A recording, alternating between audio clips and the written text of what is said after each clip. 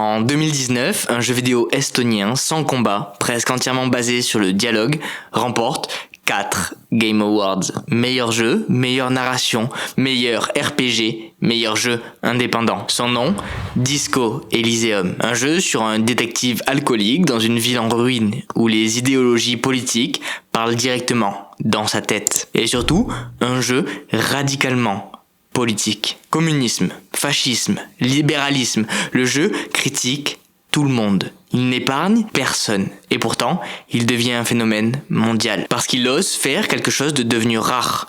Traiter les joueurs comme des adultes. Le monde Disco Elysium est créé par un collectif d'artistes et d'écrivains. Robert Kurschwitz, Alexander Rostov, Hélène Inpere. Des gens qui travaillent sur cet univers depuis des années. Puis, en 2021, le studio Zaum fait rentrer des investisseurs. Et en 2022, les créateurs de Disco Elysium sont évincés de leur propre studio. Les circonstances exactes restent floues. Les accusations se contredisent.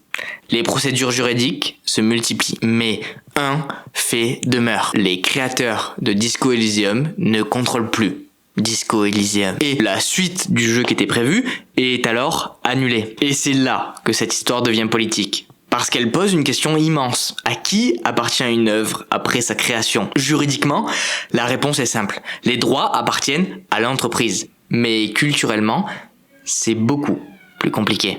Parce que Disco Elysium, ce n'est pas juste une licence. C'est une voix, une manière unique de parler de politique, d'échecs, de mémoire, de conditions humaines. Et cette voix appartenait à des personnes précises, des personnes qui n'ont plus le droit d'écrire la suite de leur propre œuvre. Le studio peut encore utiliser le nom, les personnages, l'univers, mais il ne peut pas recréer ce qui rendait le jeu irremplaçable. Parce qu'une vision artistique ne se rachète pas. Et le plus fascinant dans tout ça, c'est que Disco Elysium racontait exactement ce conflit-là. Un monde où les idéologies, l'argent et le pouvoir finissent toujours par entrer en collision. Ce qui s'est passé autour du jeu ressemble presque à une extension de son propre scénario. Et le parallèle avec Warner, Netflix ou Microsoft est évident. Toujours le même schéma. Des créateurs construisent une œuvre forte, puis les investisseurs arrivent, puis le contrôle change de main. Et progressivement, la vision originale devient secondaire.